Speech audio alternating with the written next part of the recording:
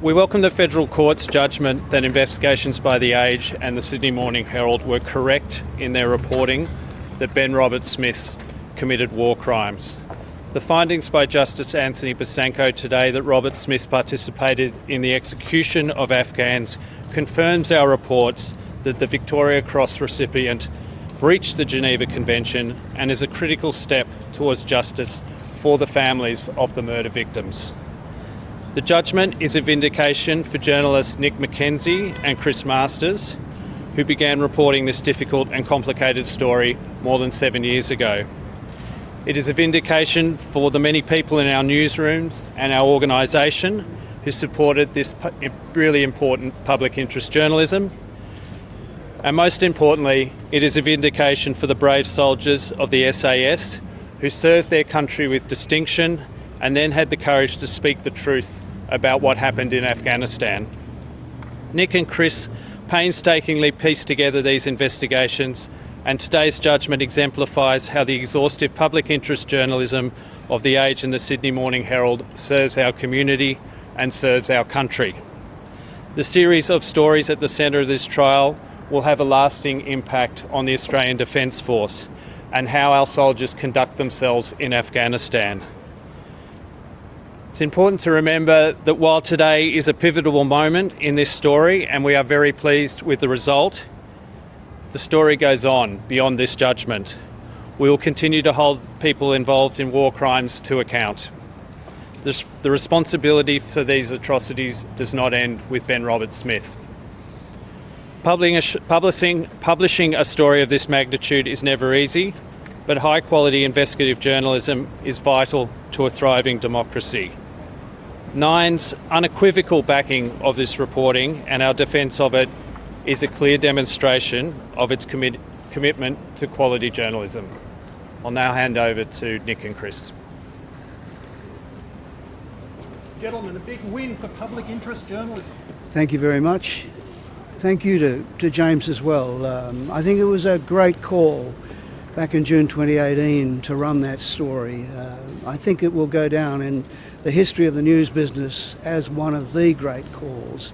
It was wonderful to be supported by Nine. I have a great deal of gratitude to the judge. This was a very difficult case. You often say in defamation that there are few winners. I'm glad to say I'm not standing here as a loser, but I don't think it is true that anybody comes out of a matter like this feeling exultant and triumphant. I'm so grateful to our lawyers. In my time, I've seen great teams come together, and what was wonderful about this was the coalition of such a great team led by Nick Owens. Terrific work by Chris Mitchell and Lyndell Bartlett and Peter Bartlett and also Dean Leviton. I think it's a relief for the media, frankly. We're so often on our knees. It often feels so hard to even do ordinary work, let alone work as difficult as this. So this judgment comes as a great relief. And my final words go to those soldiers. I don't want people to think of this as a bad day for Australian soldiers. I think of those soldiers that not only had physical courage, but also moral courage. Nick and I know them well. We've spent a lot of time with them, and I'm proud that they're out there, that as journalists we can meet Australian people who are prepared to tell a difficult truth and stand up to it. There was 110 days of them being punished in the witness box, and they did so wonderfully well. I'm so grateful to all of them. Thank you. I'd just like to say today is a day of justice. It's a day of justice for those brave men of the SAS who stood up and told the truth about who Ben Robert-Smith is.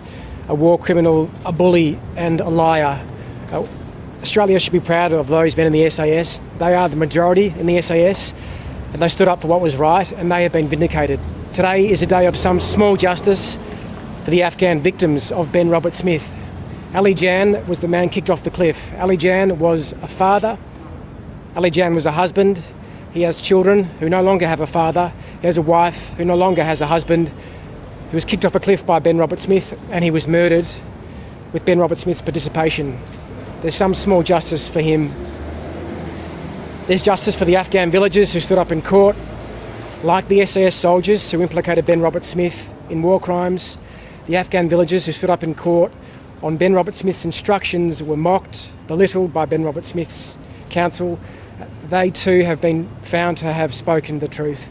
And finally, a massive thank you to Chris for believing in investigative journalism, for standing beside me in the toughest fight of our journalistic careers. We couldn't have done it without each other. We couldn't have done it without our brave colleagues in the newsrooms. We couldn't have done it without our editors. And we couldn't have done this without the best legal team in the country.